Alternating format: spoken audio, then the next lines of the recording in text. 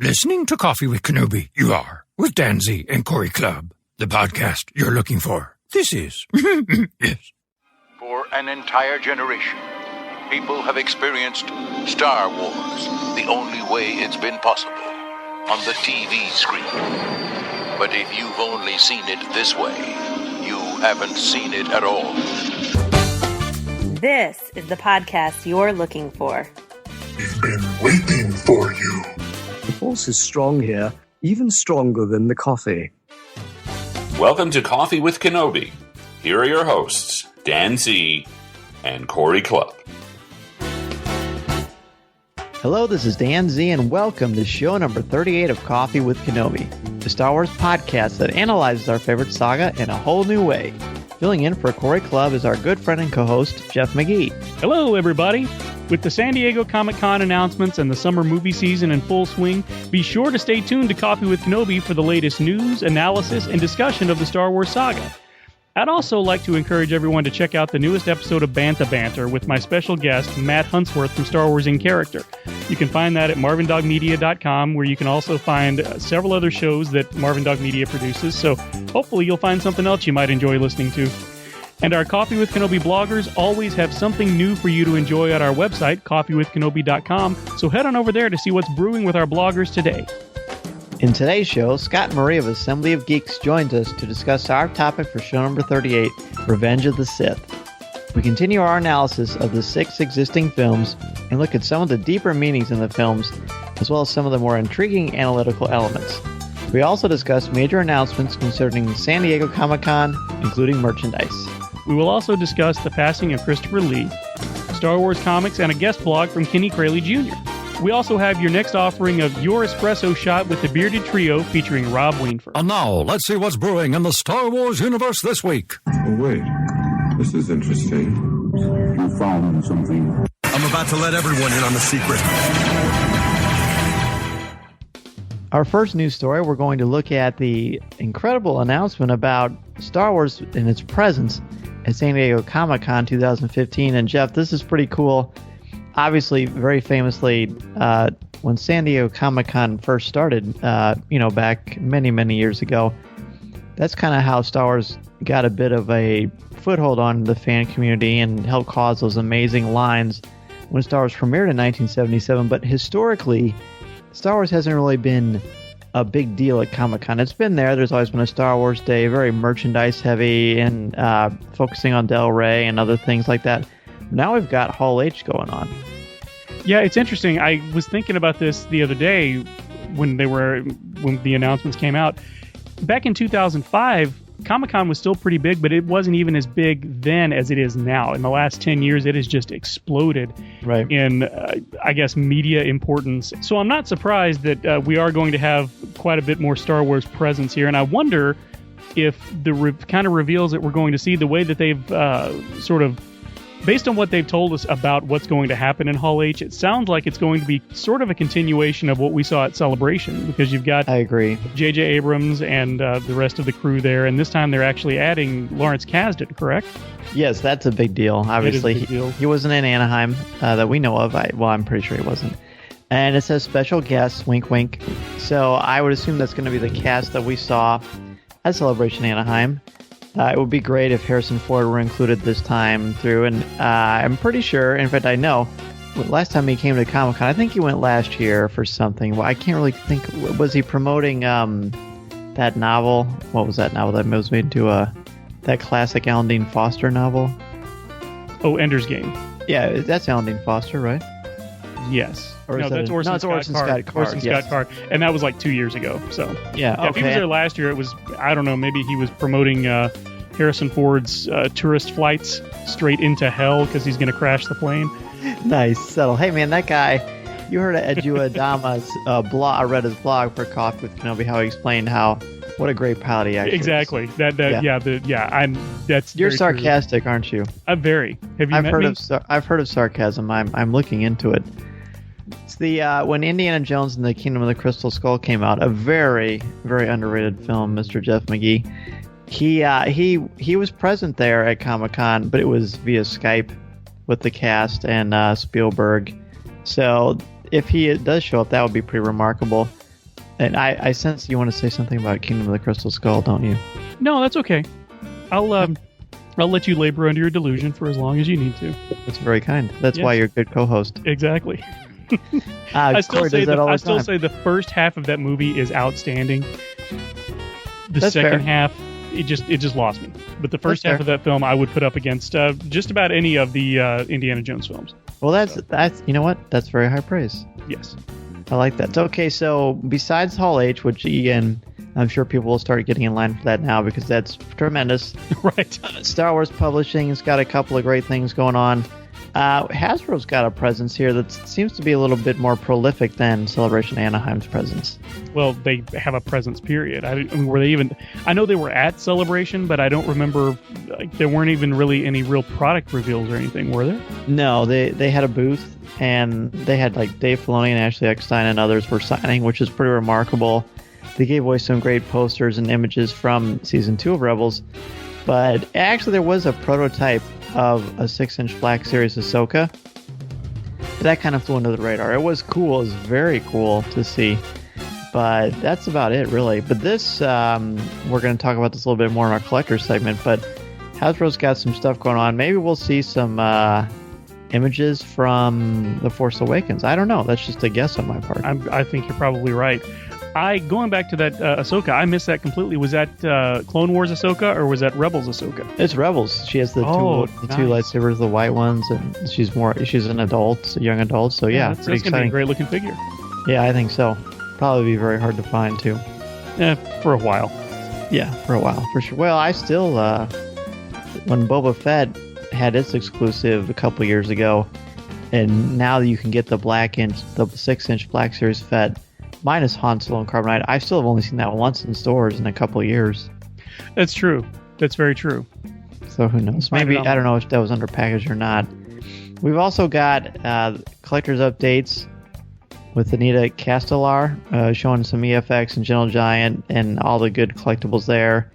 ILM's got a 40th anniversary thing and Disney Infinities. So Star Wars is going to have a wonderful presence at Comic-Con, and I sure wish we could be there. In a way. In a way. I wish I could Skype in. That's it. Yes. If I could Skype into all of the panels, especially, oddly enough, the ILM panel is the one that's intriguing me the most because it's hard to believe it's been around for 40 years. And I can't imagine what sort of... that's going to be a cool panel because they're going to have a lot of like stills and maybe even some video of the history of ILM, and I'm really excited about that. And our second news story today is a bit of sad news. Sir Christopher Lee, who we all know and loved as Count Dooku in Attack of the Clones and Revenge of the Sith, passed away at the age of 93. Talk about a life well lived. This guy, he was 6'5", and that's amazing, isn't it? You pair that with that voice that he had and those just piercing eyes, and he was the guy was basically born to play a villain. And born to play the greatest villains known to man. He played Count Dooku. He played Saruman in Lord of the Rings. He played a Bond villain. Played the man with the golden gun. Scaramanga, is that his name? Scaramanga, yes. Yep. And he also played Dracula. He played Mycroft Holmes. I believe he also played Sherlock Holmes, and he even played Lord Baskerville in The Hound of the Baskervilles. So this was a gentleman whose career spanned decades, and he did everything from horror to really camp comedy in Gremlins 2. He was great in Gremlins 2 as a I've never scientist. seen Gremlins 2. Gremlins 2 is an underrated film. You should check it out. It's a spoof. It's a satire of the first film. Oh, interesting. And a lot of interesting directorial choice on that. Yeah, people didn't realize it when it came out, but if you watch it now, I mean, it's hilarious. And he is great in it because he, like Leslie Nielsen, he plays it straight. But he was in on the joke.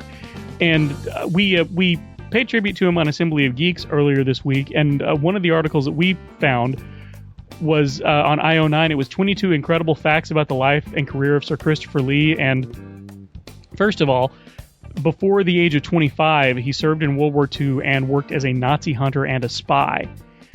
In fact, he was... It's wild. Ian Fleming was his step-cousin. I saw that. Was really one of his top choices to play James Bond in the films, but, I mean, honestly... The man, nobody could play a villain like this man, so I'm glad that didn't pan out, actually. And I want to say our media specialist Lisa Dullard and our good friend she did a blog for Coffee with Kenobi about Christopher Lee that was really beautiful and had some great facts about him, nice images, and very thoughtful. So we want to thank Lisa for that. Christopher Lee has always been someone I've really admired. I love Count Dooku. He's one of my favorite characters in the prequels. He voiced Dooku in the movie of Clone Wars, which certainly has its foibles, but has some very, very strong elements to it as well. So he will certainly be missed. One of the all-time greats, not only in Star Wars, but just an actor and just, by all accounts, a gentleman.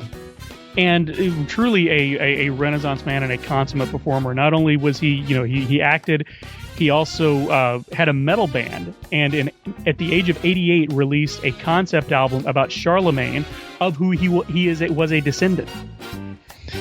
He wrote and performed released a metal concept album. But my favorite thing that I've read about him in the last week or so was that in 1966, when he was in the middle of doing the Hammer horror films and playing Dracula, he got tired of it because he felt the movies had gotten to be really subpar, and he tried to quit Hammer Films. But the executives guilted him into returning by stressing how many people would be out of work if he stopped churning out these movies. And he took that to heart and said, you know what, you're right, I'm going to come back and do Dracula, Prince of Darkness. But he felt that the script was so awful that he just absolutely refused to say any of the dialogue. And Hammer Films decided it was more important to have him star in the movie than it was to have anybody else speaking the lines. So they had a Dracula who only hissed and yelled throughout the film. And wow. On the surface, the pragmatist in me is like, you know what, you're an actor, you get paid, show up and do your job. But the artist in me says, you know what, you did it your way, you did it on your terms, and you allowed everybody to stay employed, so I got to hand it to him. Christopher Lee is actually my hero now. I have decided. You know what, I love that novel. I teach it every year. It's a wonderful novel. No really good, sincere adaptation of that book. Actually, Mel Brooks's Dracula Dead and Loving It comes the closest for the first half hour or 40 minutes. But I've never seen him as Dracula. Are those films any good? They're not. I mean, it's Hammer horror films they churned movies out. They're very atmospheric. They're obviously a step up from Roger Corman, but if we were to watch them today, they would not be scary. But again, he has such a commanding presence that you just can't take your eyes off of him. And you had he and Peter Cushing. Peter Cushing played Van Helsing in quite a few. So you had these two giants just sort of chewing the scenery together, and it was a race to see who could chew the most scenery by the end of the film. So we most certainly raise our coffee mugs highly and proudly to Sir Christopher Lee. You shall be missed, my friend. Absolutely. Also, he was a world champion fencer, an opera singer, spoke 6 languages, and by all accounts was a very good golfer.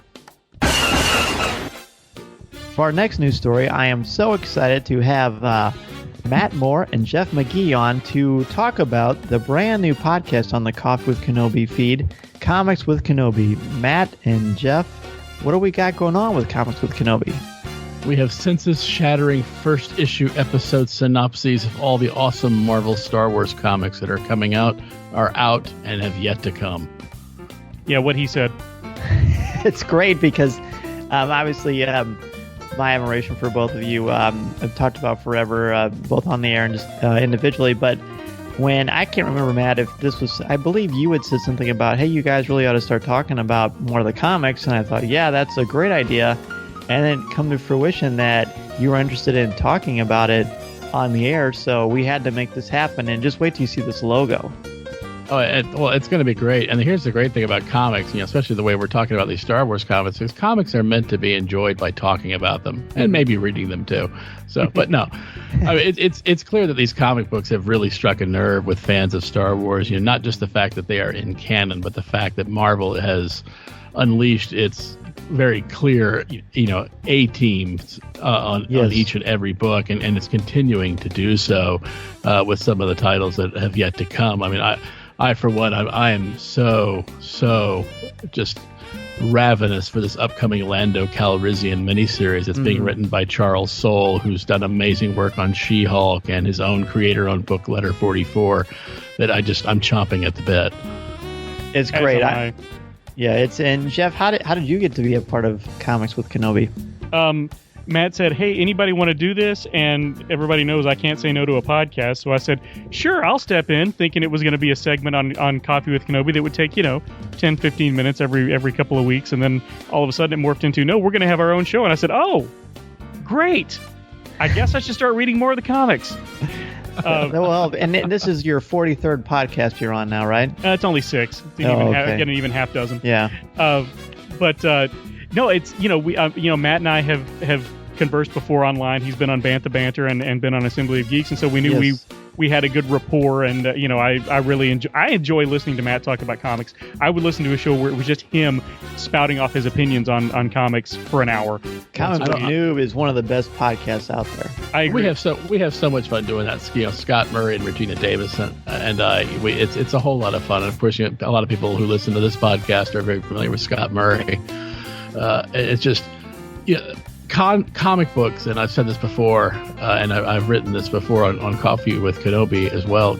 Comic books form the cultural touchstone of popular culture nowadays. Very much so. And the fact that, when you look at, for example, a new Star Wars film such as The Force Awakens, it's not an easy and inexpensive thing to make.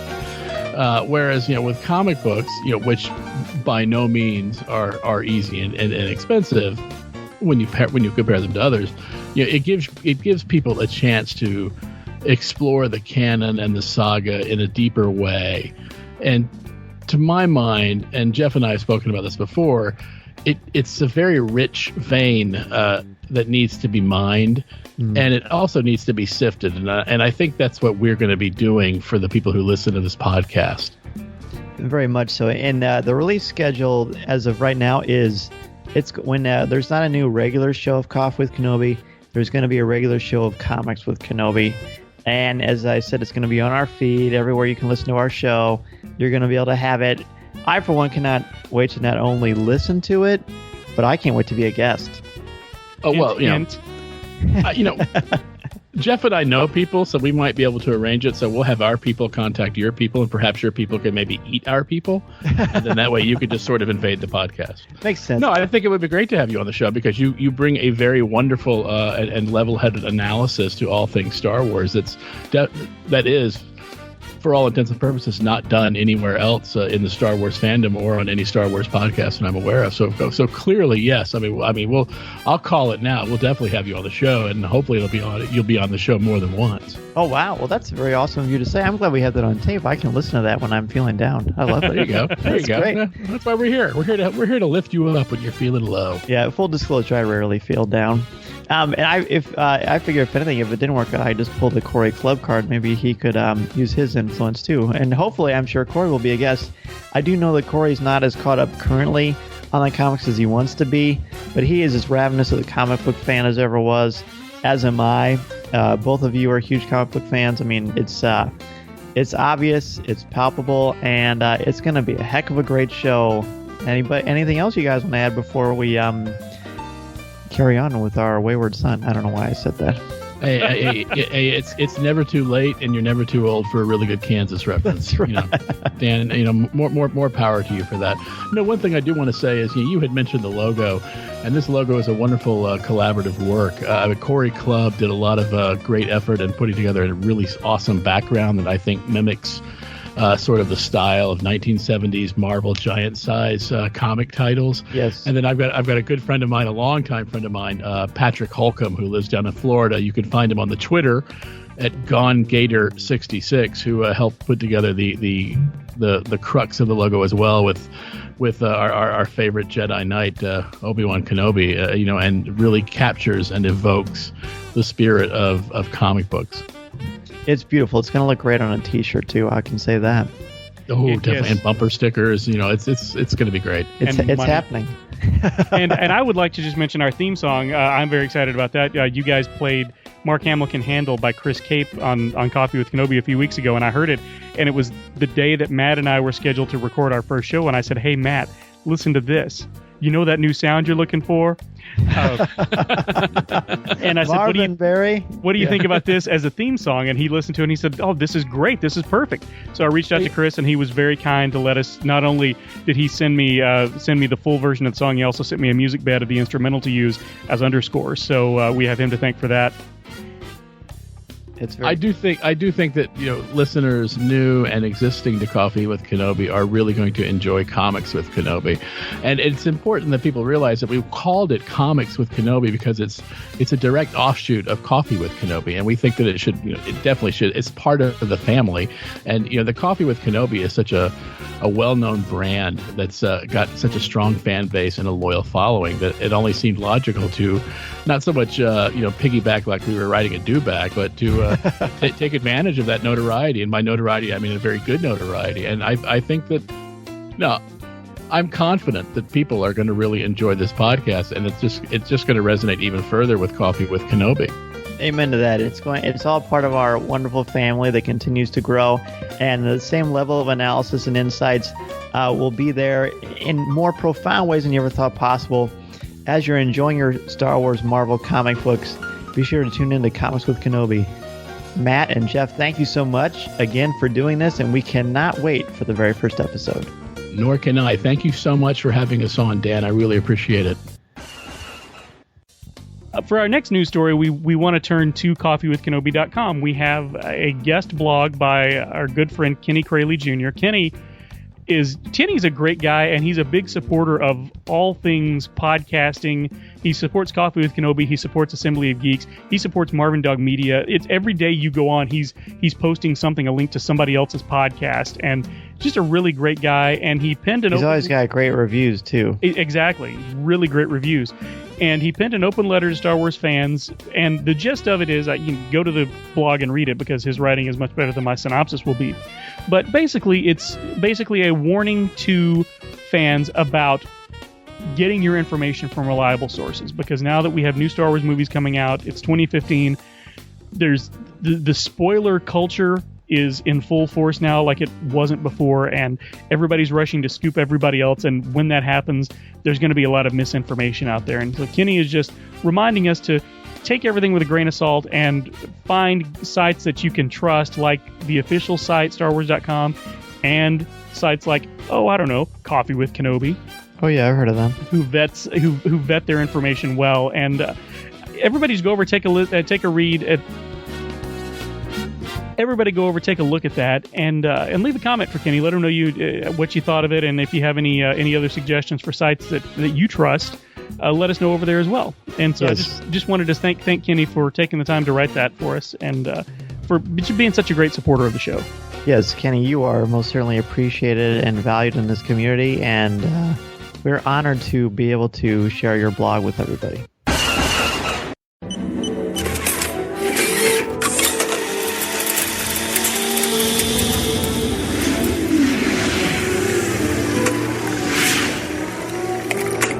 And now, your espresso shot with the Bearded Trio.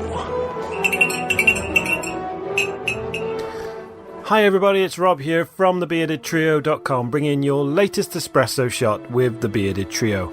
In this edition, we got something slightly different. As I record this, Jurassic World hit the cinema screens only yesterday, so I thought I would bring you my review of Colin Trevorrow's film.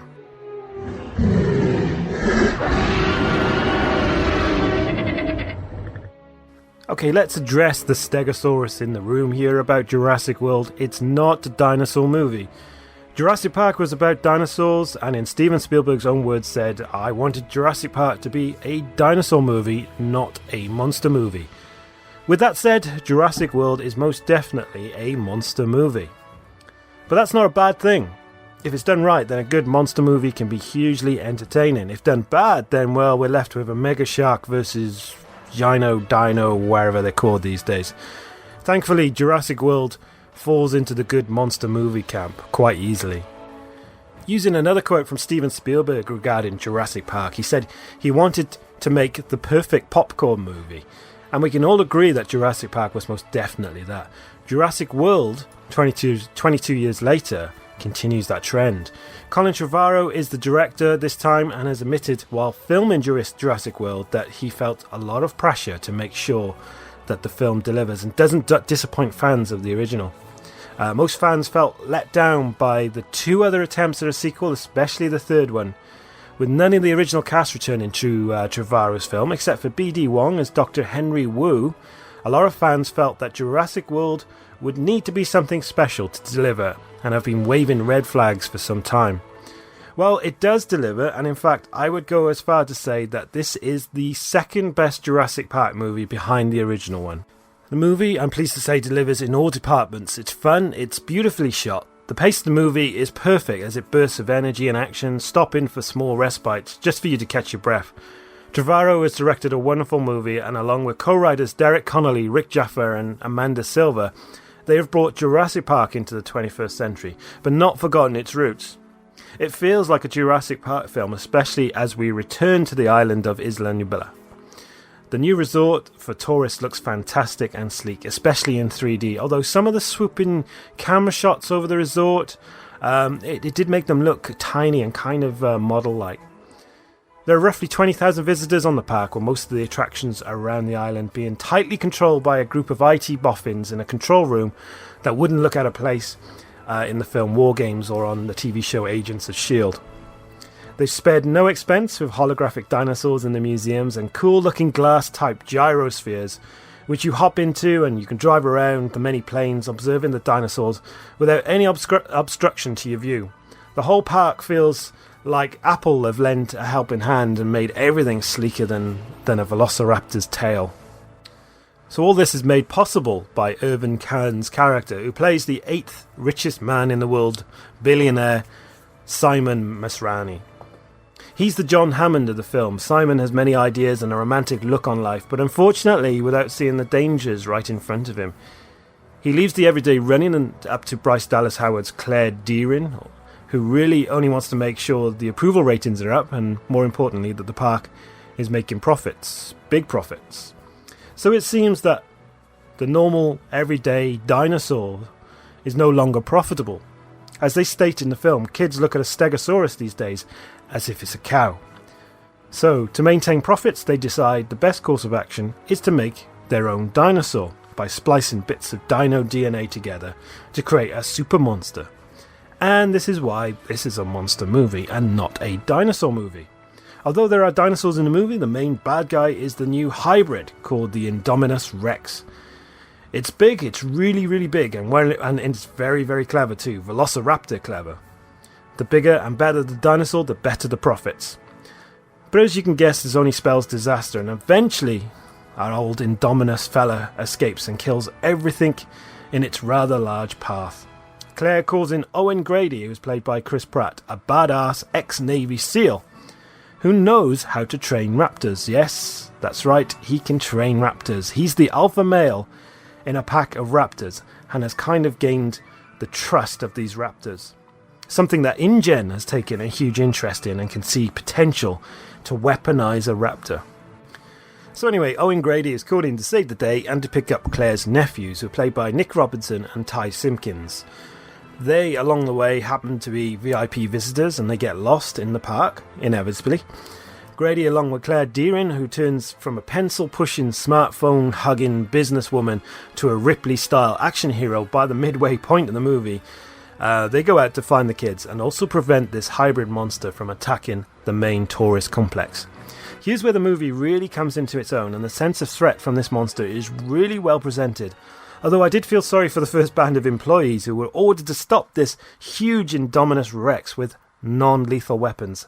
A bad day in work is definitely assured there. There's a nice tip of the hat to the original Jurassic Park as we get to see the original complex from the 1993 movie, and in particular where the end scene took place. I won't spoil it, but it will definitely make you smile if you're a fan of the original.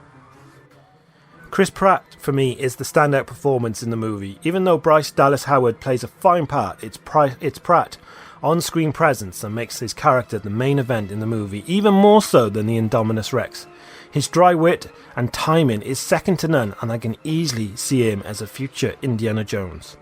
His bond with the raptors makes the movie unique in the Jurassic Park franchise, and this I would like to see more of in future movies.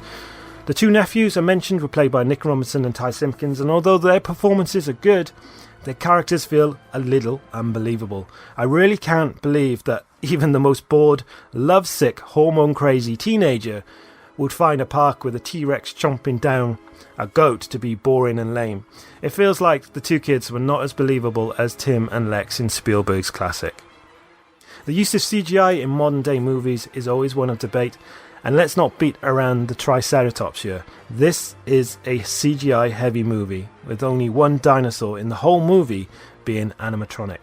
But it really doesn't matter, the CGI is not overdone, and as mentioned right at the beginning, the movie looks beautiful. The 3D is done really well, and this is one of those rare films I would recommend to watch in 3D. It's not in your face, but it adds a good depth of field to the whole movie, especially the helicopter flying over the island. So whenever I see a helicopter flying over an island, I think of the Jurassic Park soundtrack. So now, let's mention Michael Giacchino's Jurassic World score. We get the familiar Jurassic Park theme, which of course was written by John Williams, but Giacchino delivers a punchy and at times sentimental soundtrack that fits perfectly with the movie. It doesn't overpower, which a lot of modern day soundtracks seem to have a habit of doing lately. He drops in familiar Jurassic Park cues at the right moment that adds to making Jurassic World a worthy sequel to Jurassic Park, and a soundtrack that I would definitely recommend you purchase. It's a shame that Colin Trevorrow has said he will not return for the next Jurassic World, because he's done a wonderful job and proven himself as a director that can take on big name movie projects. His pacing is spot on, and even the end scene is just the right length. It's not overlong, which again is another bad habit of modern action movies.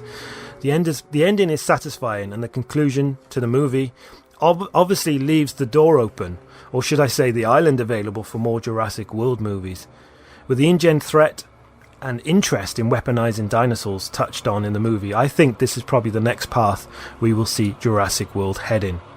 Go see it, it's good, Pratt is superb, the dinosaurs and movies are bigger, louder and smarter than before. It's a perfect popcorn monster movie. It feels like they spared no expense on Jurassic World. Well done, Colin.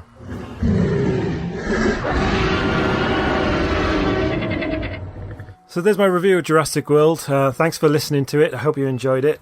Normal service will be resumed next time, bringing you all the latest news on Steven Spielberg, George Lucas and John Williams. For now, I'll hand you back to the Coffee with Kenobi team. Goodbye.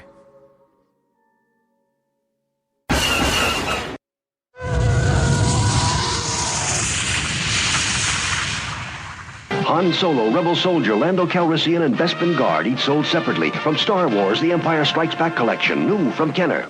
Looking? Found someone you have, I would say, Your lightsabers will make a fine addition to my collection.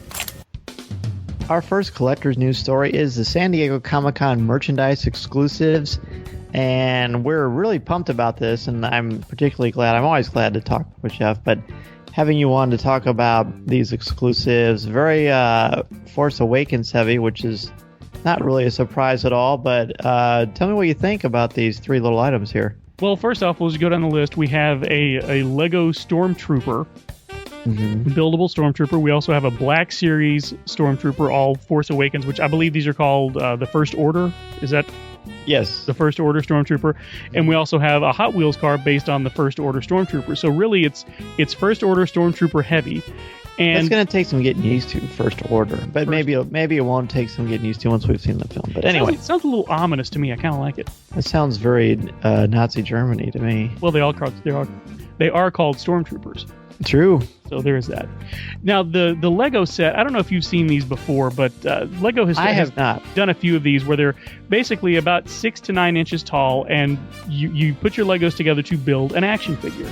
And I love the concept, and it works well with droids, and actually works fairly well with Stormtroopers because there are joints built into their armor. And this one actually is my favorite of the ones that I've seen, but I'm still just not really sold on the concept, basically just because places like their hips are just Legos, and if I'm going to spend the time and money on an action figure, I'd rather just get something like the Black Series figure. What do you think about these? The Legos or the Black Series? The Legos. I think that they are intriguing, and I appreciate there's an audience for them, but yeah, my money It ain't me. Yeah, but I'm more interested in that black. Oh, Are you kidding me? This thing. That's it, man. That's what it's all about. I really hope that they release this on a normal card. Even if it's a variant on a normal box, so that I can get my hands on one without having to pay $700 for it. This thing, oh my cow! This thing looks amazing. It really does. It reminds me. You mentioned the variant, but I mentioned earlier when we're talking about our news stories. When Hasbro first did the Black Series, and it was Boba Fett with Han Solo and Carbonite, which now you can't get unless you go on eBay. They have since released Boba Fett, although he's extremely hard to find, and he does not come with Carbonite. So I'm thinking they'll do that, where eventually we'll get to see the new Stormtrooper. I mean, it's a Stormtrooper. They're going to be everywhere, you would think. True, yeah. And usually that weekend, Hasbro.com will have very quick window shots where you can go on and purchase it online, but that's usually very, very hard to do. Not only to find it on the website, but to jump in and get it before it sells out. But no kidding. That's definitely the one that I want. So this is the part of the show where we beg and plead. If there are any listeners out there who happen to be in line and want to grab an extra one or two for myself and Jeff, we would be okay with that. We would, and if you can only grab one, I will gladly arm wrestle Dan for the rights to purchase it from you. That seems like a reasonable thing. And it's going to be hard to do that since you're in Texas and I'm in Illinois. Yeah, but I will warn you, I've seen Over the Top at least 35 times. So anybody who's listening who gets that reference, you're cool. Stallone. Yeah, it's a gorgeous figure. And as far as the armor itself, I got to be honest, when I first saw the trailer on Black Friday for the very first Force Awakens, I thought, I like the Stormtrooper armor. I like the classic armor. I don't know about this. Now I cannot get enough of it. I would venture so far as to say I am obsessed with the new Stormtrooper armor. I think it's amazing, and I love it, and I definitely want to get this figure. It's definitely growing on me, and again, they're sort of winning us over by hammering it home, because the other exclusive that was announced was the Hot Wheels car, which is again based on this armor. And I'm not a huge collector of the Hot Wheels. Taylor will buy me a Hot Wheels every once in a while when he's out and about and he sees something. For instance, he bought me one that is the car from Heart to Heart, the Robert Wagner TV show, because he knew that I was the only person he knew who would appreciate it, and he was right. But this one is one I might have to add to my collection, because the design just works. It works so well too. It almost looks like a NASCAR, like an actual stock car racer that has just been painted as a big rolling ad for The Force Awakens to me. Well, much like when they had the Darth Vader Hot Wheels exclusive, the packages they put on these exclusives that Hot Wheels does and Mattel does, they're gorgeous. And that's another one I'm interested in too. If I had to choose between that and the 6-inch Black Series, I'd get the Black Series. But I love this Hot Wheels vehicle. I have a few of them so far, and I only opened one. And that's because I wanted Mason to play with it, but I think it's great. Yeah, and I do. I really love this car, and I love the fact that they've got. It looks like a lightsaber hilt on the side of it, but I guess it's supposed to be just the barrel of the laser rifle. I guess it reminds me of the McQuarrie Stormtrooper. Quite a lot, yes. Yeah, which I'm sure that's not an accident. Right. All of that is on purpose. It's great. And for our next story, we got more Disney Infinities talk. I know, Dan, you're a huge fan of these, you and Corey both. Mm-hmm. And it's not that I'm not a fan, I just have no experience with it. But they're bringing a taste of Rebels to it. We're getting some Rebels characters with the Infinities toys. And these to me look better than any of the ones we've seen yet. But I think it's because maybe it's easier to do something like this from an animated character than it is from a human character, because to me these look almost exactly like their counterparts in the series. You think so? I do. Yeah, obviously they're a little bit more super deformed, like Kanan has a longer face, and Ezra's hair is a little more anime inspired, but to me I look at those and like there's no doubt who those characters are. That's true. Dan Brooks has an excellent write-up on StarWars.com about it. And they talk about sort of the inspiration, because when they were going to the drawing board, literally, to make these, it was kind of at a very critical spot in the animation process itself. So it's pretty cool. And it's interesting you say the anime thing. I'm trying to find the exact quote in the article, which will be located in our show notes. But anime is one of the inspirations for this. Did you see that? I did not. I'm just that good.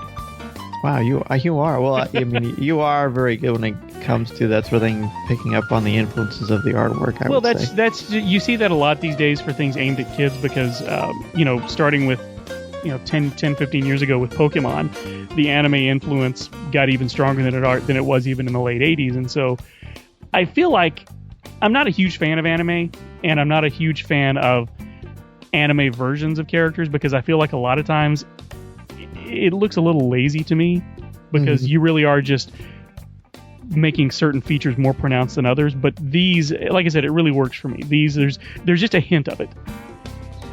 Anything you want to say in particular about any of the certain figures? Well, I love the Sabine figure. Looks great. I love the detail they put in her hair, and they've got her standing on that helmet.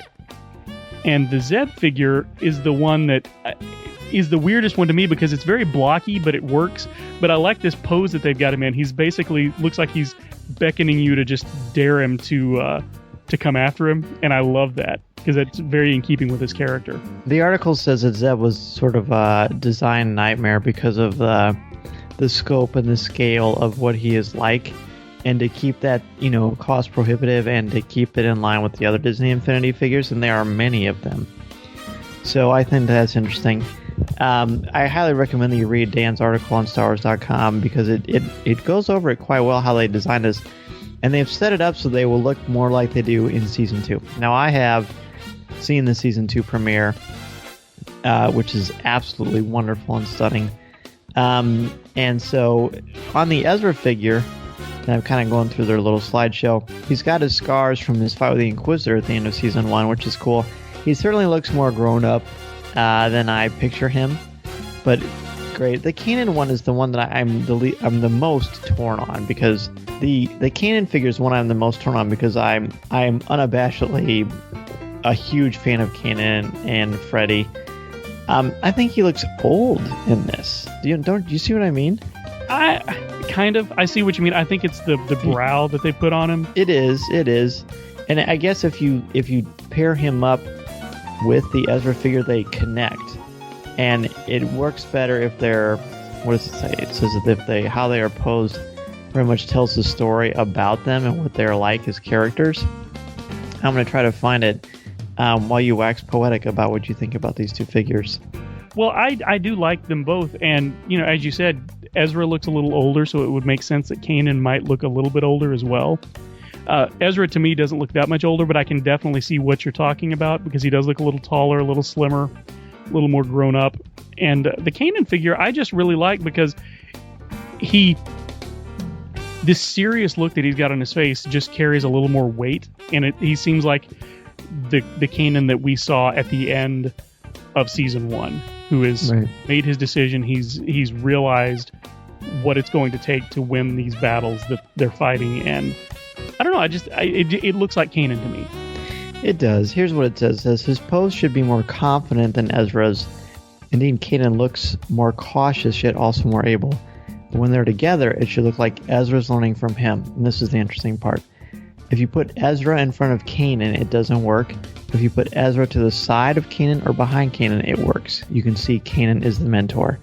I love that they're taking this to such a degree that storytelling is a part of the design of these characters as well. Absolutely.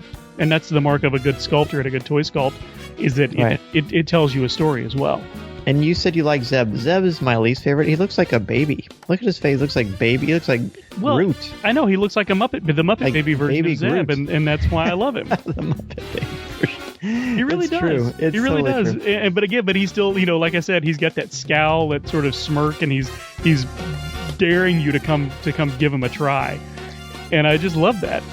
The concept art close up towards the top of the article, pretty slick. I mean, come on. And it looks to me, unless I'm reading this wrong, that they're not going to all be sold in one set, which I don't think they usually are anyway. Well, the Avengers had a pretty big set. And you mentioned being a fan of Infinity. I am a fan of Infinities. I haven't purchased any of the games. I have none of the figures. I drooled incessantly over the Avengers ones. And I just never pulled the plug because I always told myself, well, if I win a year, probably I'll get to see some Star Wars. And hey, here we are. Didn't even take a year. For our final Collector's News segment, we join Dan and Jeff as they watch the Battlefront trailer. Let's listen and find out what they think. Okay, hold on. This is a video game? Yeah. Yeah, these environments look great. Well, we'll just have this part of the show. It's our commentary of the. It certainly has a wonderful feel to it. There's really no doubt about that. I've only ever played Battlefront in demo form. This looks amazing though. These graphics are phenomenal. Just wait till you see what's coming up. And for those of you listening, I have seen this once, but Jeff has not seen it yet. But look at this for the first time. This is amazing. We got TIE fighters flying around. We've got the AT-ATs coming up. Yeah, and like I said, these graphics are just phenomenal. I can't believe this. Just at a glance, you think you're watching film. The music and the acting is exquisite. Now, this is canon, so does this mean that TIE fighters and Star Destroyers are just off camera in the atmosphere of Hoth? Apparently. Seems like we should have seen that, though. This reminds me a lot of the Battle Pods game. Not Battle Pods, the Star Wars Pod video game. Right. You sit in. This reminds me a lot of that, except you're on the ground. I think this is even better. Around. It certainly looks better. Now we've got this scene where they're loading up this special rocket to shoot the AT-AT. Yeah, this is. Well, and of course, Hoth. But suddenly a Scoutwalker shows up out of nowhere. Hoth is my favorite section of The Empire Strikes Back and of any Star Wars movie, anyway. So this is right up my alley. This is great. It's beautiful. The other thing is, it's almost dizzying. It's such a frenetic pace. Right. Like any first-person shooter. Notice they are shifting from first to third person, I think, just to show kind of what this game can do for you. I wonder if you can shift out of that in and out as you're playing the game, or if it's just. I'm sure. Most of them are like that anyway. Now look at this. Suddenly, we are the AT-ATs. Look at how the perspective shifts where the rebel soldiers we were encountering before are incredibly tiny, and the AT-AT just... isn't that amazing? Oh, this is so cool. Is this on... Fantastic. Is this going to be on PS4, Xbox One, and PS4, PC? Xbox One, and PC? None of which I have. Well, I have a PC, obviously, but not. Look at this game. Oh, here comes the snow now speeders. We're looking at the AT-AT targeting the snow speeder, and now suddenly we are in the cockpit of the snow speeder. Oh man, just hearing that Williams' score, and look at how you're in the cockpit. I've seen and played a lot of games with the Battle of Hoth, but I've never actually felt like I was in the cockpit until I've seen this footage. Well, and just every once in a while, seeing the Star Destroyer in the shot when it passes around is just it really is breathtaking. It's breathtaking, absolutely. And again, Williams' heroic score. Now we just took out the AT-ATs, about to wipe out. And it's going to fall. I don't know if this is good, making for good podcasting, but it sure is fun to watch and talk about. Me, yeah. And there it goes. Down goes the AT-AT. I got to say, when you're watching this trailer, everybody, put your headphones on and listen to it in stereo because it's amazing. Now look at this. Now you're in the cockpit of the TIE Fighter. Watch this. When they shift the perspective. There's the Star Destroyer again. It's moving so fast, too. I know. There we go. Right inside the TIE Fighter. Isn't that incredible? That's so cool. I just noticed how much like the Imperial Cog, the inside of the TIE Fighter cockpit is. Right. Wonder if that was by design. And we're back down in the trench. Now watch this. Get ready to have your mind blown. Again, I have seen this before. Jeff hasn't, so this is fun. Watch what happens to one of these soldiers here. He's got a jetpack, and that's a Rodian. Yeah, he's a Rodian. What is he shooting at? Oh, he's getting force choked. I'll say. So does that mean Vader? Oh, there's Vader. That scared me. Probably more than it probably should have. And now you're fighting as Luke Skywalker with your green lightsaber. He's got to be cold. And no coat. No coat. You're going to catch your death of cold, Luke. Did you see that, how he took out those three? And now he's going to fight Vader. A heck of a way to end that. That's beautiful. Comes out in November. What do you think? Well, I will just like to remind everybody my birthday is in November. Oh, okay. Thank you. 10 days before. Is it reminding if you didn't know in the first place? Yes. Well, Yes. Because if I'm reminding you, then I'm not just saying, hey, my birthday is in November. Of course, I don't have a PS4 or an Xbox One, but that could change between now and then. Guys, I do have a PS4. So you will be getting this, I'm assuming, the day it releases. Yes. And guys, you got to go check out this trailer. This is a lot of fun. I'm not somebody who watches video game trailers on a regular basis, but this one, it's like watching a trailer for a new movie. It really is.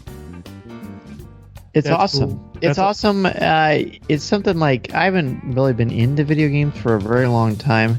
I mean, I've played the heck out of them for 20 years, but it's just, you life takes over and your schedule fills up with lots of things. This is exquisite. There's going to be a novel to accompany it, so that will certainly help. I'm a little concerned. The canonical person inside of me, seeing Luke Skywalker on Hoth with his green lightsaber and no warmth of any kind. Didn't his mom tell him to dress warm? He's got his midichlorians to keep him warm. I guess so. And maybe since this is canonical, maybe this is something that takes place on Hoth, but not during The Empire Strikes Back. I mean, it must not be. I don't know. There's a story there, and I am certainly excited to hear it. Vader showing up, like you said at the end, wow, that is intense and scary. It reminds me of when the Resident Evil video game first came out, and you never knew when a zombie or some sort of creature was going to break through a wall or a window and attack you, and you were trying to frantically figure out how to move the character you were using anyway, and you know that there's somebody there that's going to be an imposing force. So they certainly got Vader's mystique down. It's exciting. And we've also just learned why Jeff never played Resident Evil, because I don't like getting scared when I'm playing a video game. No, that's fair. Check it out and let us know what you think. Hi, this is Scott Murray of the Assembly of Geeks, and you're listening to Coffee with Kenobi with Dan Z and Corey Clubb. This is the podcast you're looking for.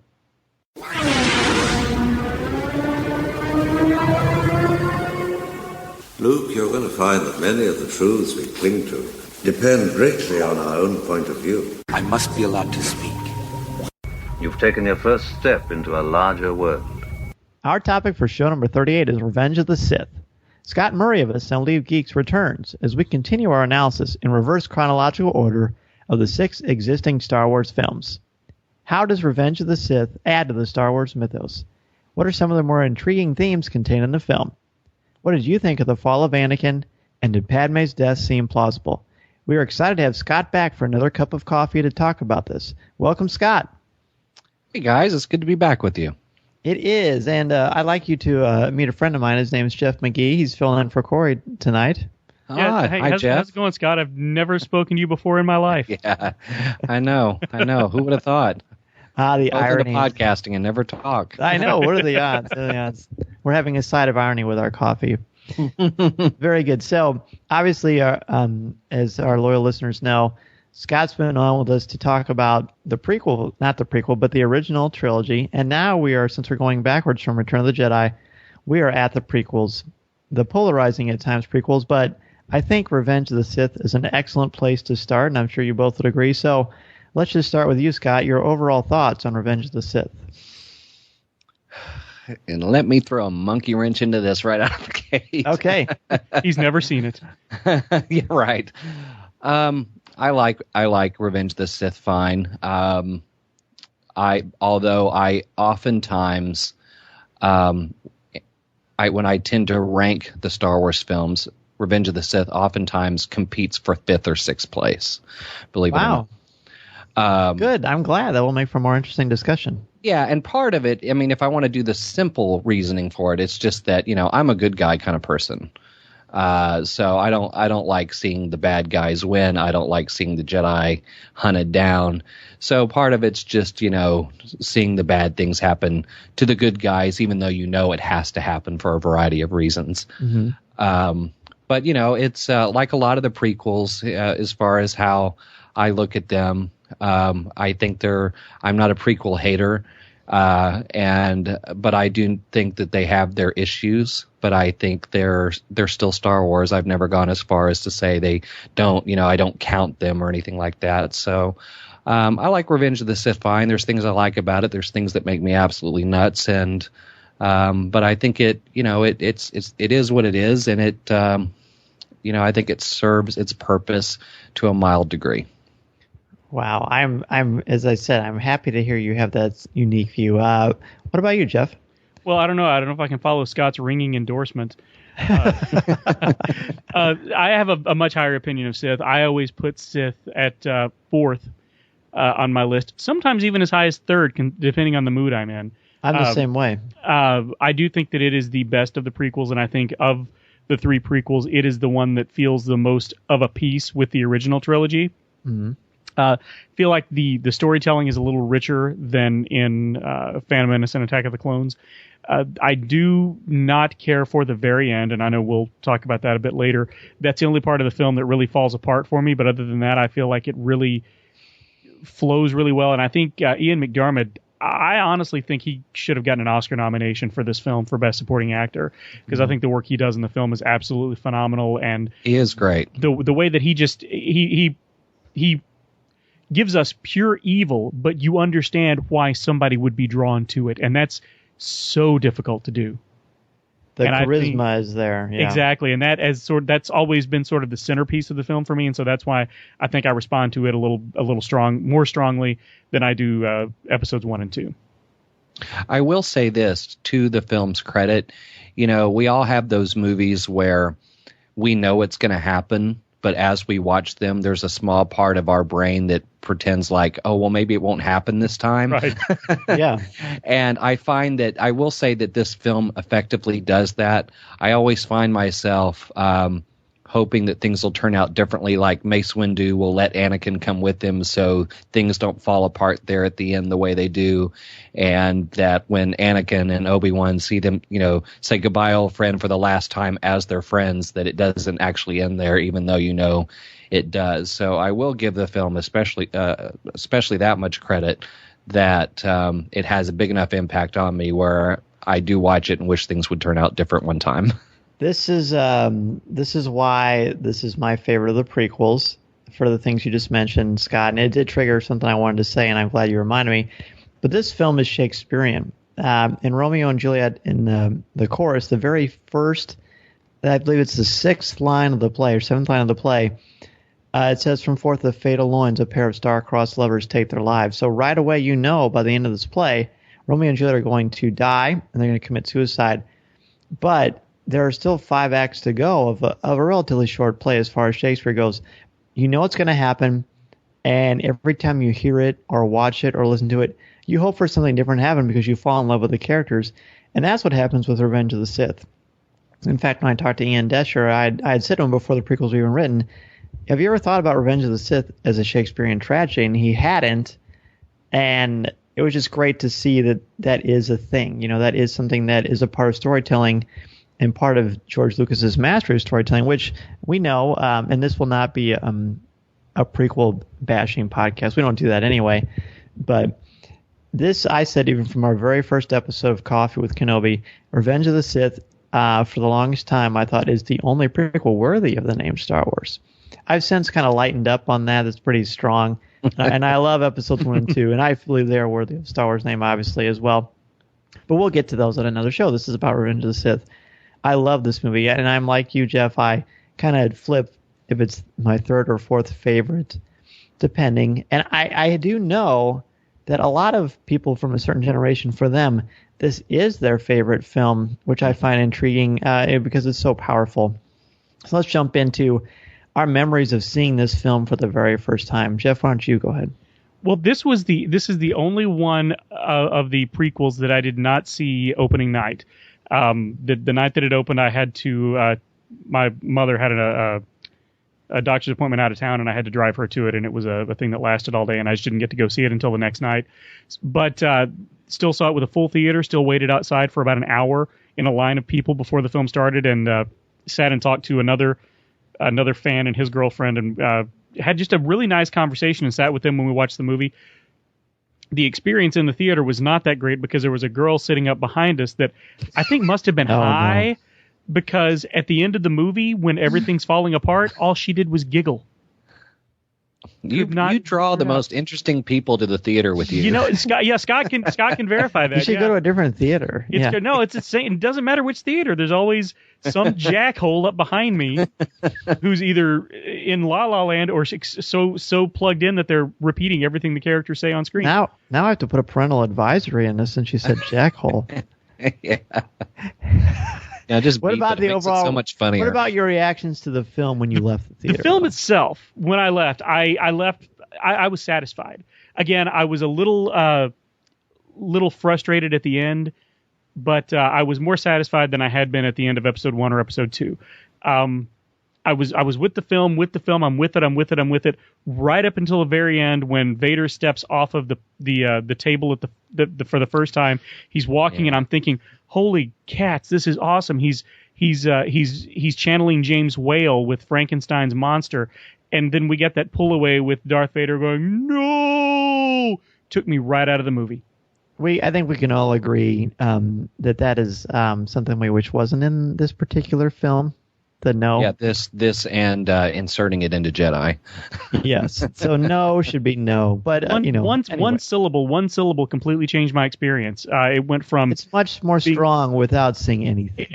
Agreed. With being or with him just tearing things apart even more violently. Right. We went from me being completely immersed to me going, "Really, George? Really?" Well, the other thing too is when you look at how Anakin handled emotion, when he lost his mother, when he thought he was going to lose Padme, it just doesn't sound like even if he was, in any of those moments that's something that he would yell out. That's been in quite a long bit of time. I don't know that I react the same way when I was 7 compared to now.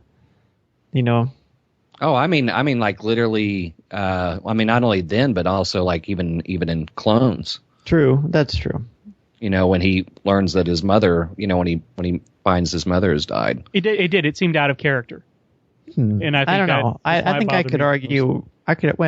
Yeah. This is okay. This is going to be like a 4-part show. I'm okay. What about Scott? What about your first memories of seeing this film for the first time? You know what? The first thing that comes to mind was, and little did I know, obviously, was walking in going, dang, this is the last Star Wars movie they're going to make.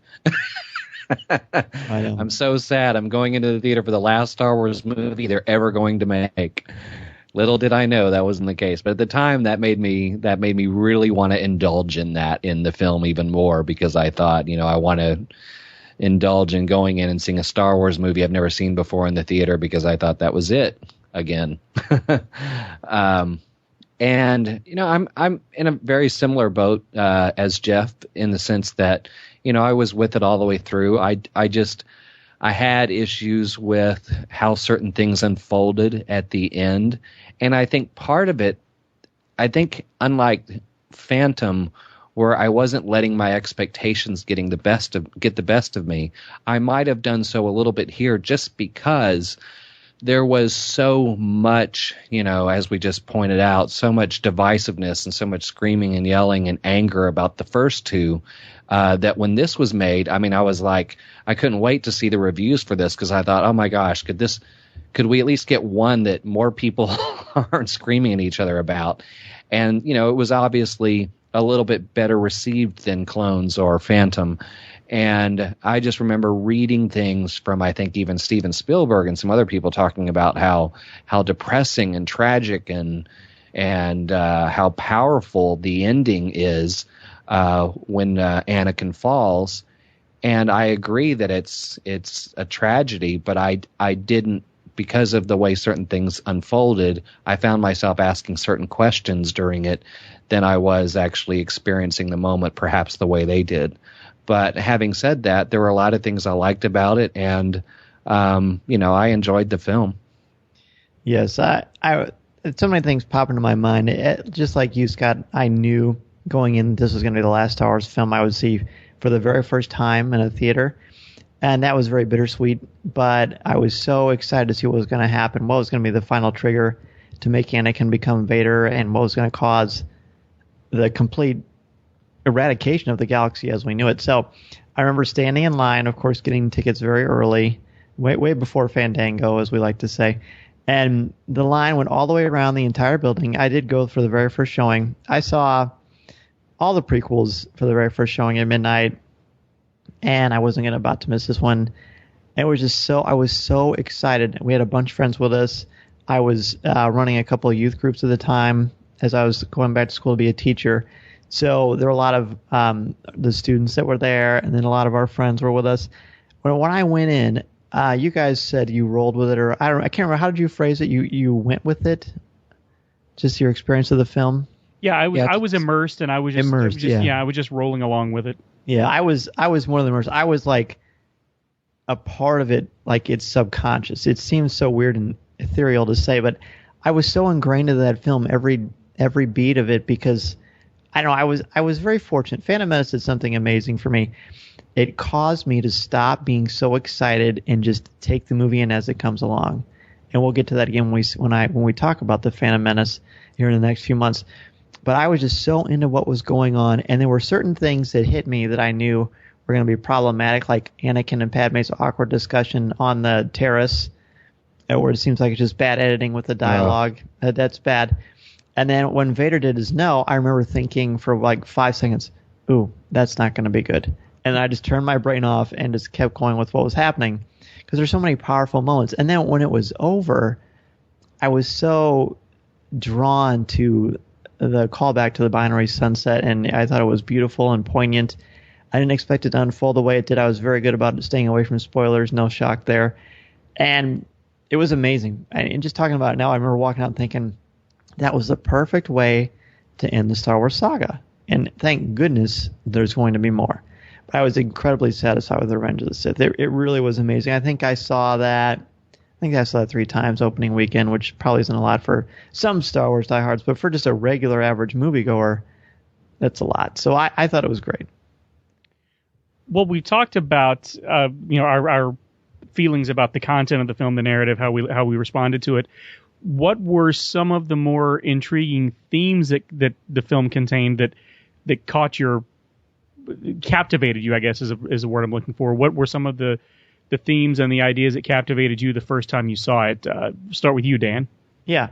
Well, I mean, themes are things I like to talk about the most when I'm looking at literature or film anyway. So obviously the idea of being a master of your emotions. Here the attachment thing really comes into play.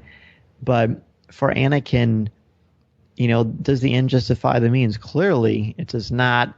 The conversation that Anakin and Palpatine have in the opera, one of the more strong moments in all the Star Wars films, for sure. Agreed. And the charisma exuded through Palpatine in that moment were just unbelievably powerful. The themes of love doesn't always conquer all. It's much more realistic and more in tune with what can happen. I mean, obviously, you're not going to try to save your loved one by trying to cheat death, although when you go through the stages of grief, in all honesty, those are things that go through your mind, and how far would you go to make that happen? The film is just full of metaphor. The death of Padme at the end, Anakin killing the younglings. There are just so many metaphorical beats in this picture that are stunning. And it's not really a theme, but I love General Grievous.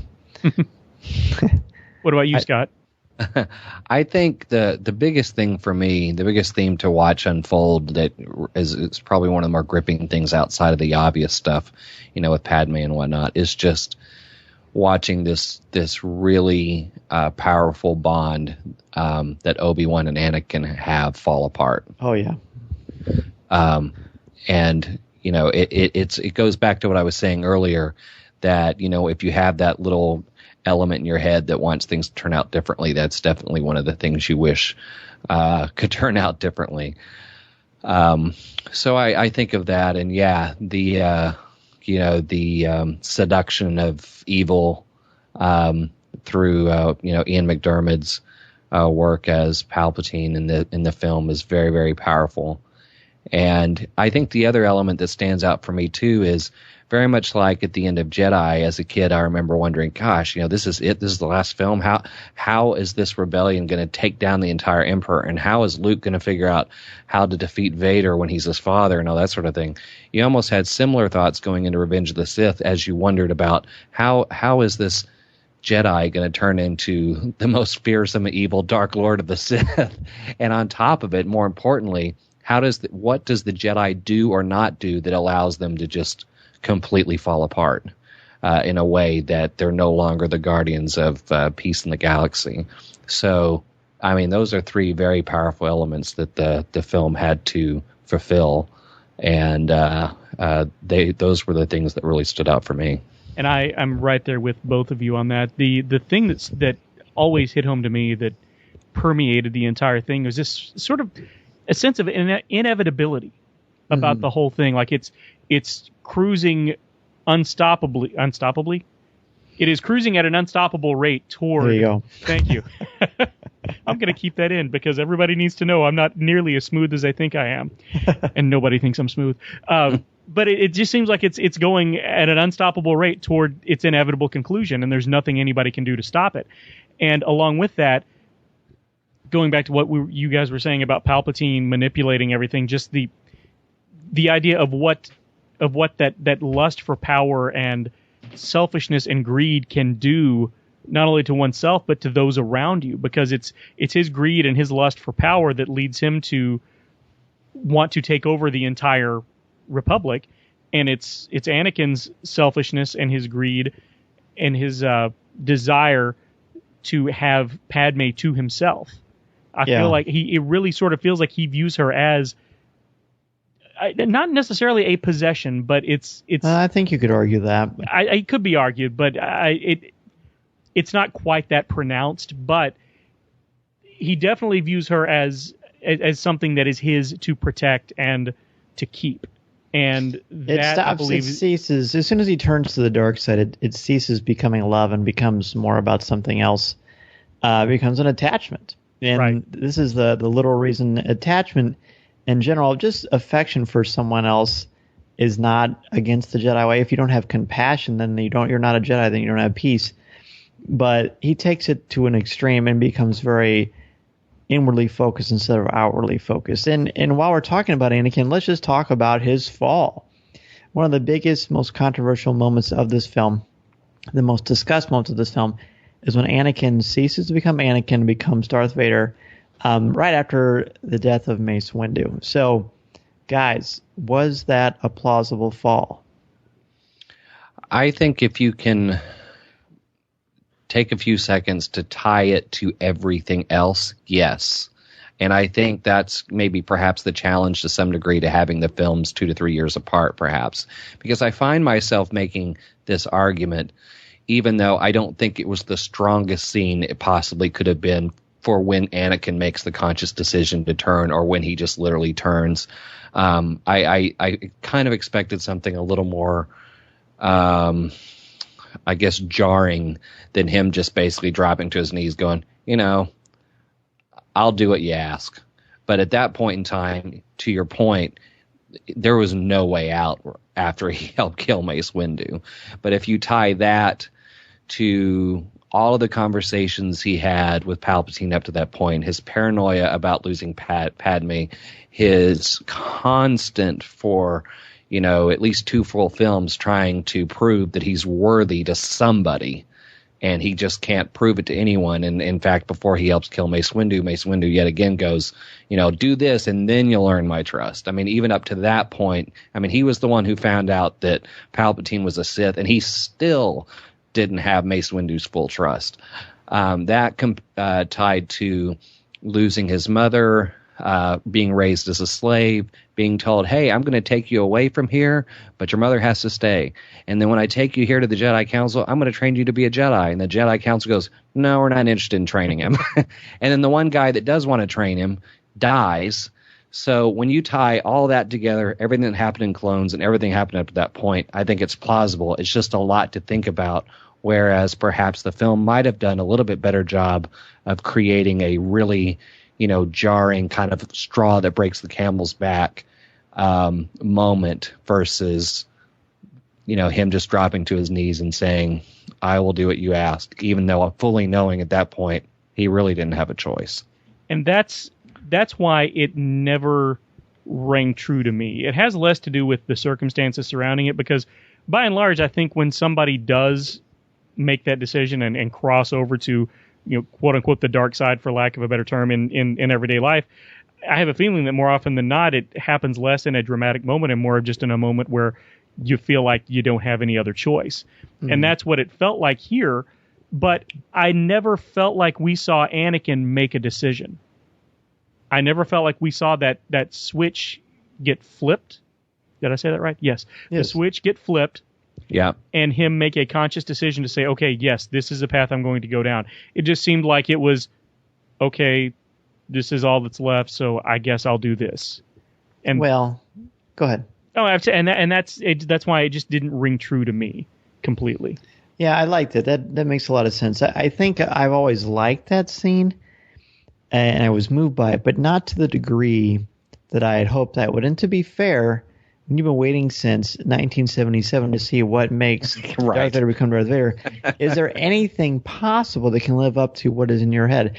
As I mentioned at the top of the show, I was pretty good about just kind of living in the moment. Feel, don't think, use your instincts. I was you pulling a Qui-Gon on that. So I bought it, but I remember thinking, there's just something. There's something about this scene. I mean, as you said, Scott, there is a lot of things building up to this, and the 3-year gap is a very good point. Slaughtering sand people, that's pretty serious. The Clone Wars themselves and what that does to you, and although he really enjoyed the Clone Wars really on all fronts except for the loss of Ahsoka. But again, when Revenge of the Sith was written, none of this stuff had happened, so it's kind of a retroactive canonical shift.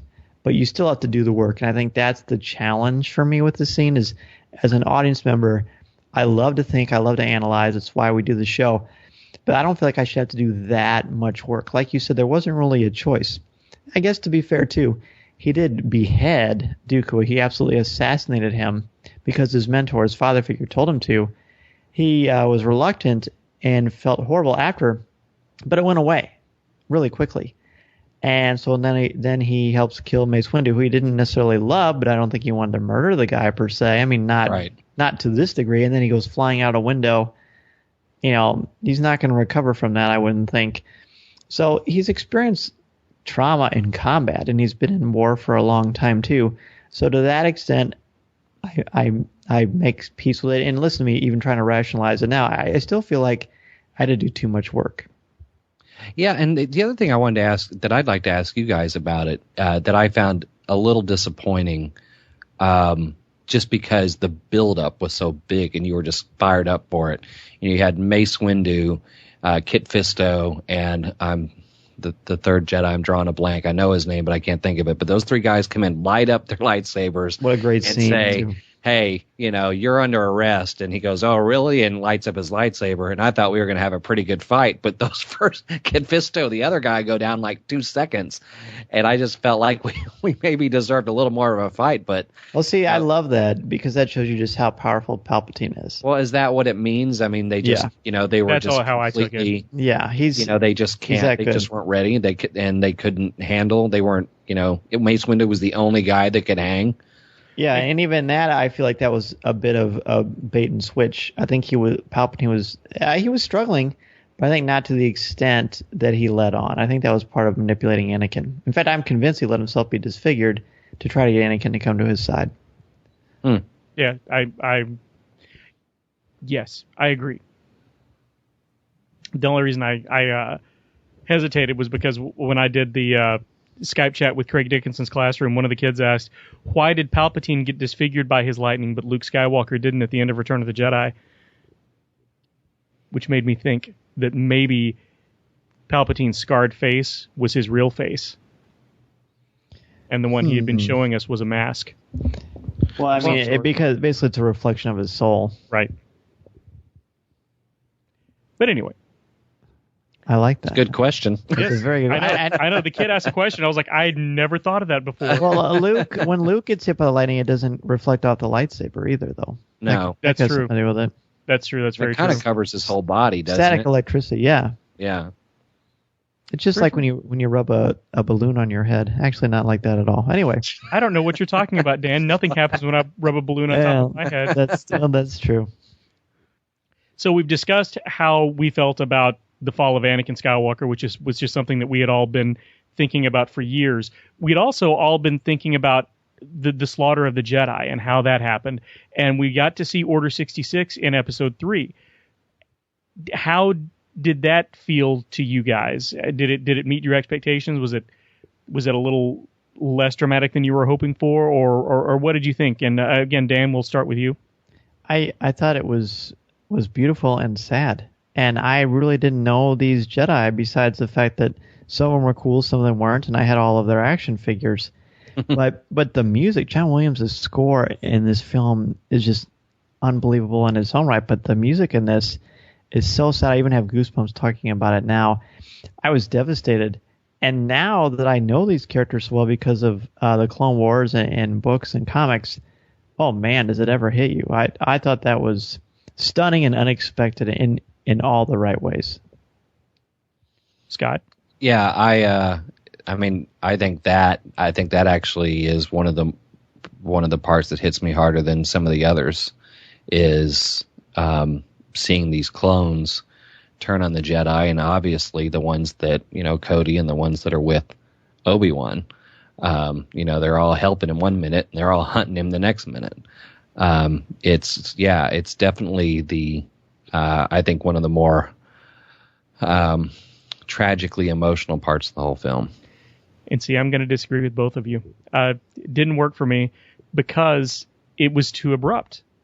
We've heard about, he hunted down the Jedi, he murdered the Jedi, he slaughtered the Jedi, and it lasted all of 2, maybe 3 minutes.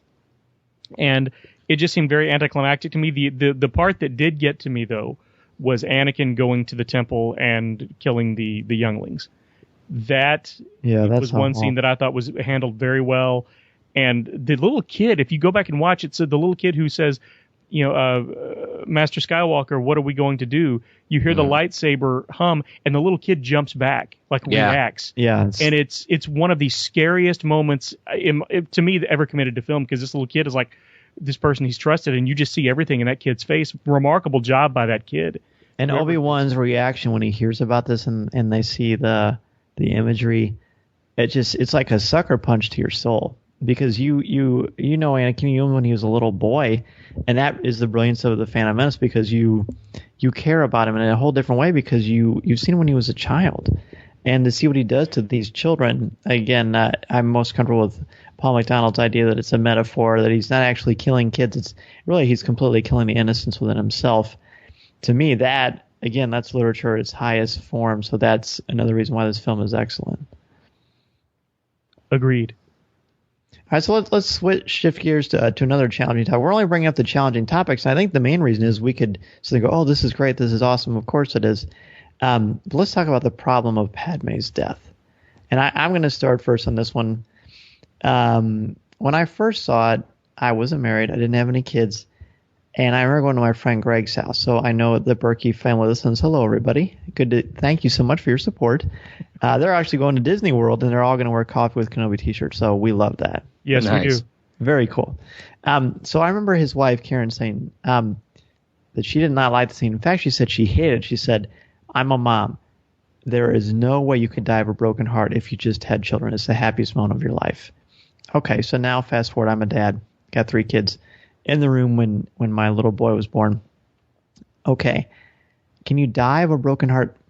You can. After having a child, possibly, I guess, if you have just seen the love of your life commit atrocities and try to murder you. I know that there's a very popular theory out there by, maybe this is Palpatine that did it. To me, Palpatine could have done it. But if he could kill people from a distance like that, he'd probably do it more frequently, and maybe he has. But I'm more along the lines of when Anakin force choked her, that could have conceivably done something to her physiology while she was about to give birth anyway, too. Of course, Trish's article in Insider about the reason that she died was because Anakin was supposed to die, but because he warped the physical world to stay alive, an eye for an eye had to take effect, and death wanted to take someone, so it took Padme. Yeah, I mean, I've seen all kinds of explanations, and I think the one that Tricia gives definitely has some credence. I think the one about Palpatine doing it from a distance. I think, we discussed that on Assembly of Geeks, and I thought we thought there were elements of it that made sense, but I've also read a pretty good dispute against it as well. I've read people talk about it's another one of those elements where the two of them are connected, and the moment that the good Anakin died, she as a result died as well. I've seen all kinds of stuff, and it's interesting. That's one of the great things about storytelling in film sometimes is, they create those kind of discussions. I look at it more from just how everything unfolds on film, and I think there are good reasons why this discussion takes place, and there's bad reasons why this discussion takes place. And part of it was just, the execution of seeing it all unfold probably could have been better and stronger. We've said that about some other scenes. But I would also challenge people who say that to go, all right, well, you're in George Lucas's chair. You've got to somehow make Luke and Leia get born, Anakin fall, and Padme die. What are you going to do? How are you going to do it? Then it becomes a little more easier to believe that they unfolded it the way they did. And I think the stronger arguments, too, tend to be rooted in looking beyond just Revenge of the Sith, but also things from the other films that also led up to this point. But, just from a storytelling standpoint, I think that is a huge set of things to achieve in that finale, especially when the film's going to be PG. So it was PG-13 actually, or PG-13. Yes, it was PG-13. I loved there was something sort of poetic about her dying in childbirth with these two twins who were going to give birth to the rebellion. My main problem was the diagnosis by this droid of she just seems to have given up. She seems to have lost the will to live. I feel like, and people have made the comment that, that droid may have been wrong. Yeah. But that seems like really faulty screenwriting to me as well. I think it would have made more dramatic sense to me, and it would have been a lot more heartbreaking and tragic had her death been the result of injuries she did receive at the hands of Anakin. When he choked her. When he choked her, he did something that caused her to start to die.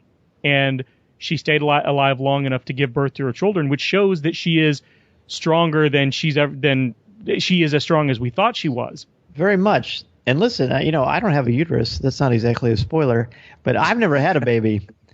I will tell you, right. Childbirth is incredibly hard on a woman's body. And she had twins, and she'd just gone through trauma and was almost killed, almost suffocated, force choked. So it's conceivable. And, I'm sure they've got lots of technology, clearly. No Bacta tank that I could tell. And who knows what Bacta does to a child. Well, I can't really believe I'm actually going to that direction. But we're geek. Nerd. Right. Yes, I am. So, you know what? I'm actually... It's problematic, but it's not a problem. And this is one of those things where I like the ambiguity, and I embrace it. Yeah, well, to your point. But I couldn't say that for some other things in Star Wars, but for this, I'm okay with the ambiguity. And, her whole world had crumbled around her, too. Yeah. The Jedi Temple was on fire. The Jedi were getting hunted down. A husband's now a bad guy, just killed a bunch of children. She gets choked. Everything she even lived for was just, the world's on fire. Yeah, it literally was. Mustafar. Exactly. Yeah. More symbolism there, too. After all is said and done, how do you think Revenge of the Sith adds to the Star Wars mythos? Well, again, I accept Revenge of the Sith, even with some of the issues I have with it, as far as what its job is, for lack of a better word, perhaps, in setting everything up that eventually leads to some of the events we know that happen in A New Hope.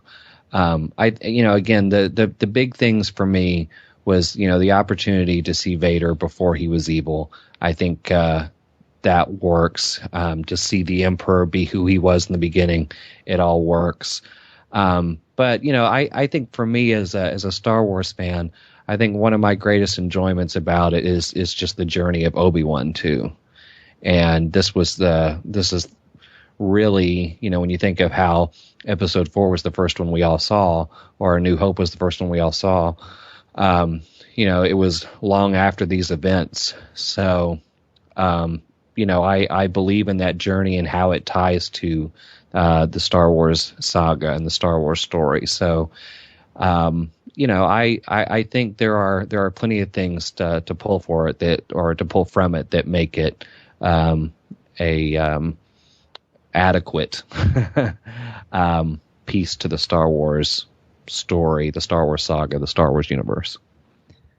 And I think it's the perfect bookend to the prequel trilogy, and I think it's powerful, poignant, and stays with you for a long time. Even just the reflection with you two gentlemen just reminded me of the emotions I felt when I saw this film. And there's certain key moments, like when he says, you were my brother, you were the chosen one, just brings tears to your eyes practically. It's unbelievably powerful, very Shakespearean, and honestly, if it wasn't for the Shakespearean angle, I don't even know if I've ever gotten a chance to write for StarWars.com, because that was one of the first things I talked about. So this movie is one of my all-time favorites.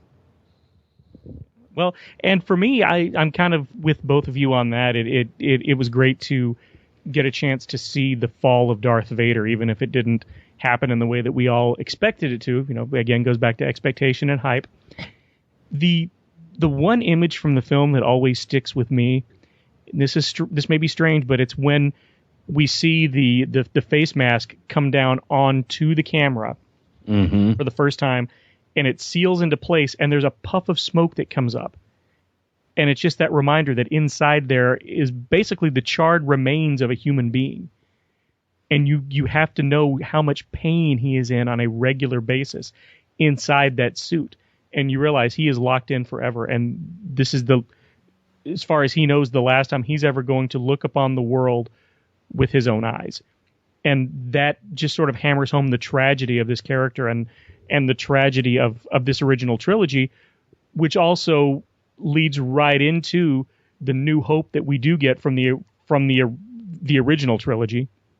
And I'm so glad that we are getting more Star Wars, because it is kind of a bummer to end on that note, even though you know what comes next. You know that eventually they all do live as close to happily ever after as they can. It's nice to know that the last image we see on the big screen for the first time is not going to be this tragic end to this story. Yeah, and I did like see the last image too of Vader on the bridge with Tarkin is a really cool scene to wrap. Yes, I agree. I really like that as well. So, Scott, thank you again for joining us this evening. Can you tell us what's coming up in the near future from you and Assembly of Geeks, since I have no idea what's happening? Yeah, I start saying you can just take a break for a second, because you already know all this stuff. No spoilers. I will just say that this, we're rolling into our second year, and Jeff, as you know, this has been an incredible year for Assembly of Geeks, and the growth of listenership and the new people that we've gotten to meet, both listener-wise and colleagues-wise. Things are still going strong. Lots of really good discussions. We're excited about the new show, Comic Book Noob, which is, I think, really filling a need out there for fans like myself, who, have been watching all these TV shows and movies, and at times have thought, I want to get into comics. And, or read some of these stories from these people I'm watching on film and TV, and read what happens to them in the comics, and then go, I just don't know where to start. And it's been great to make that part of one of the things, one of the content shows that we can offer listeners. And of course, we're all very excited that there will be a second season of our Peggy Carter podcast next year. So a lot of good things happening on Assembly of Geeks, and just want to invite everybody to, if they listen on iTunes or Stitcher, to not only join us, but share their feedback anytime. We read people's thoughts on the air, and if they have a comic book question, to send that our way, and would love to have you if you're not already there. And it's all at assemblyofgeeks.com. And I can put a plug in for Comic Book Noob because I'm not on the show. If you guys haven't heard that yet, seriously, go check it out. Scott and the crew do a remarkable job on that show of breaking down what each character, where the essence of each character, where you need to start. The Daredevil show, I told Matt the Daredevil show sold a couple of comics because the minute you guys were talking about the Legion of Monsters, I said, okay, which issues do I need to buy? So it's a lot of fun. Where can people find Assembly of Geeks online and on the Twitterverse and elsewhere? Yeah, I mean, it's just assemblyofgeeks.com. We have links there to Twitter and Stitcher and other places that you can get it, including direct downloads. We're on Facebook. We're on Twitter at Geeks Assemble. And we're always sharing not only podcasts, but lots of geek news on all that front. So I think that's one of the reasons why a lot of people follow Assembly of Geeks, is because we're always watching breaking news on everything geek and sending it out there for people to see. So we're very active in the geek community, and we enjoy interacting with everybody that's there with us. Yeah, yes, we do. All right, well, thank you again, Scott, and everybody, again, be sure to check out Assembly of Geeks. I can say without prejudice, it's a wonderful show. And thank you again, especially for those hosts, huh? Yes, especially the hosts are they're the hosts with the most. Scott, thank you so much for being back on Coffee with Kenobi with us, and we will certainly look forward to having you back on for Attack of the Clones. I'm looking forward to that as well. I appreciate the opportunity to come back and talk Star Wars. Always happy to do that. And when you let me know that it's coming up, I always look forward to it. More to add, do you? As part of our discussion of Revenge of the Sith, we have an email from Mark Suter, who is a blogger for the Cantina Cast and a co-host of the Idiots Array podcast. And it's just about his journey as a fan, non-fan, and then fan of the prequels. So let me read what Mark wrote to us. He says, after many years of hating the Star Wars prequels, I've come around to being a full fan of the whole saga. Thanks to Kyle Newman's full-throated defense of the prequels on the Force Cast, the Clone Wars, and of course Mike Climo's Star Wars ring theory, I've finally reconciled the characterization, setting, and plot of the prequels with the whole saga. This took a lot of personal evaluation and realizing that my problems with the prequels were firmly rooted in my own expectations for what I wanted to see. That said, there is one detail about Revenge of the Sith that will always bother me: Padme's death and the birth of the twins. Granted, her death lends to the tragedy of Vader, but it never lined up with Leia's words. She died when I was very young. I always expected her mother to go into hiding on Alderaan as a caretaker in some capacity. Granted, this is, again, a preconceived notion, but it still doesn't ring true for me. Having said that, issue number 2 of the Princess Leia comic went a long way in helping me get into the idea. When she saw her mother's portrait and it seemed to glance back, it does fit in with Leia remembering these thoughts and feelings. So, Mark, thank you for writing in and sharing that with us, and that will certainly come to bear on our discussion. Very much so. And Mark, well, that is obviously very well written, and it's clear that you are an awesome blogger. And I do love Idiots Array podcast with our good friend Ryder. Ryder's, of course, blogs with us, and he's an awesome guy. We had so much fun hanging out with him in Anaheim, and he does bring up some great points. You really liked that scene, didn't you, in Princess Leia number 2, where that stained glass thing of Padme looked over? I did. It was haunting. It was a little haunting. She's looking up at it, and all of a sudden there's a frame of. It reminded me a lot of. It was very Dickensian. Reminded me a lot of A Christmas Carol when Ebenezer Scrooge is going home and his door knocker turns into Jacob Marley's face. Oh, interesting. It was very much in that same vein. It was just sort of spooky to me, and seeing that sort of. Not really magic, but that sort of otherworldly happening in the Star Wars saga was very interesting, and I'm anxious to see if we see more of that sort of thing in the comic.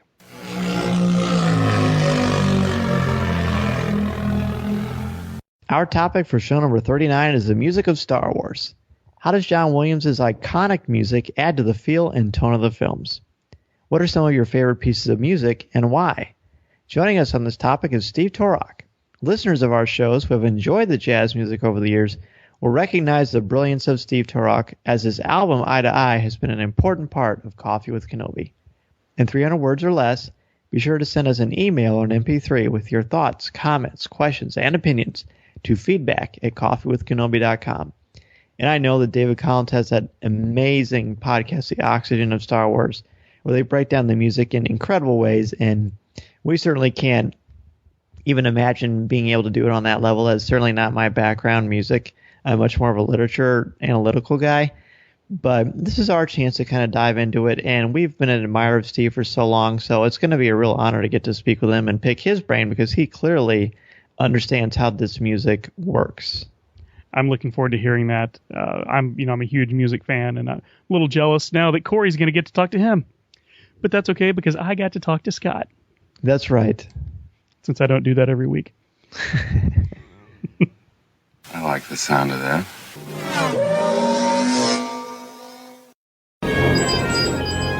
Echo 3 to Echo 7. Ano, buddy, do you read me? I saw part of the message. I seem to have found it.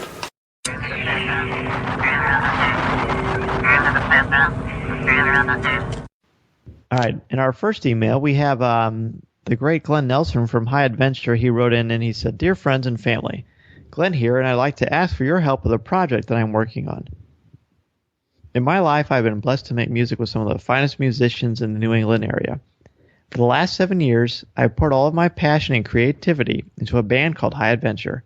We're nerds, geeks, parents, school teachers, and artists, and the band, which has grown into an 8-piece ensemble with horns, has found a worldwide following of like-minded friends and fans who love our brand of fan rock and share with their friends, primarily at Comic-Cons and all around the country. We have independently released 4 albums available already on iTunes, and go ahead and search High Adventure for those, and played shows at Comic-Con events all across America. Up till now, we have done everything ourselves, but we are ready to take it to the next level, and that's where you come in. We're going to crowdfund our 5th album entitled High Five, and we're going with a website that we know and trust called Pledge Music. As these things typically go, you can make a safe and secure pledge on the site anywhere from $10 to, well, as much as you want. Every donor that we get gets us one step closer to our dream of becoming an independent band. The fun part for you is that there is so much cool stuff to pledge on, including signed CDs, exclusive demo versions of the songs, handwritten lyrics, VIP access to our shows, private lessons from band members, exclusive artwork, a signed guitar, house parties, full-blown rock shows, even a golf adventure and a bike tour. There's literally something for everyone. So if you have a moment, watch the video, which we will include, follow the link, and check out the project for yourself. It would mean the world to us if you wanted to jump on board and get involved. And that's Glenn from High Adventure. And we put that in our website, and we'll have it in our show notes to check out. But they're awesome. I first became acquainted with these guys through the IndieCast and Ed Dolsta, of course. And it's well worth your time. And if you have a moment and a spare $1 or $2 and want to send it their way, I'm sure they'd appreciate it. Absolutely. I plan to pledge a little bit myself. I love that name, High Adventure, because it's so epic in scope. It's rollicking. And it captures exactly what they're going for. I love it. We also want to take a moment to give some props to Richard Garrett Jr. on Twitter for providing us with the definition of snoke, which apparently means to prowl or sneak about. So I learned something today. Thank you, Richard Garrett Jr. Yes, thank you, dude. I appreciate that, Richard, very much, and I promise you we'd mention it on the show, and we certainly are going to do that. I'm actually a little almost embarrassed that I didn't even know this, because I'm certainly a wordsmith, and now I can be even more loquacious than before, so I appreciate that, my friend. Loquacious, good word. Chewie, get us out of here!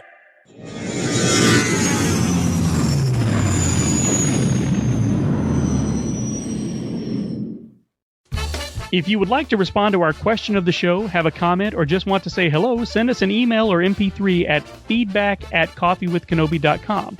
Or if you have a specific question or comment for either of us individually, email us at danz@coffeewithkenobi.com or jeffm@coffeewithkenobi.com. Or visit us at coffeewithkenobi.com and click on the Contact Us section. Or comment on one of the stories featured on the site. If you enjoy the show, please write a review in iTunes or Stitcher. You can also like the show on Facebook at facebook.com/coffeewithkenobi, as well as keep up to date at our Twitter feed at Coffee with Kenobi, no I in with. You can also find us on Tumblr at coffeewithkenobi.tumblr.com. If you enjoyed the jazz music, the album is Eye to Eye by Steve Torok on iTunes. Give the evacuation code signal. That's it for show number 38 of Coffee with Kenobi. A huge thank you to Scott Murray of Assembly of Geeks for coming on and discussing Revenge of the Sith. Be sure to check out and subscribe to Assembly of Geeks for the best in geek discussion and conversation. Thanks also to Rob at the Bearded Trio, media specialist Lisa Dullard, our Coffee with Kenobi bloggers, to everyone who contributed to this show, and to all of you out there who listen to and email Coffee with Kenobi. Don't forget to send us your comments and opinions on the topic for show number 39, the music of Star Wars. This podcast is not endorsed by the Walt Disney Company or Lucasfilm Limited. It is intended for entertainment and informational purposes only. The official Star Wars website can be found at www.starwars.com. Star Wars, all names, sounds, and any other Star Wars-related items are registered trademarks and or copyrights of Disney and their respective trademark and copyright holders. All original content of this podcast is the intellectual property of Coffee with Kenobi unless otherwise indicated. This is the podcast you're looking for. There's no one here. Move along.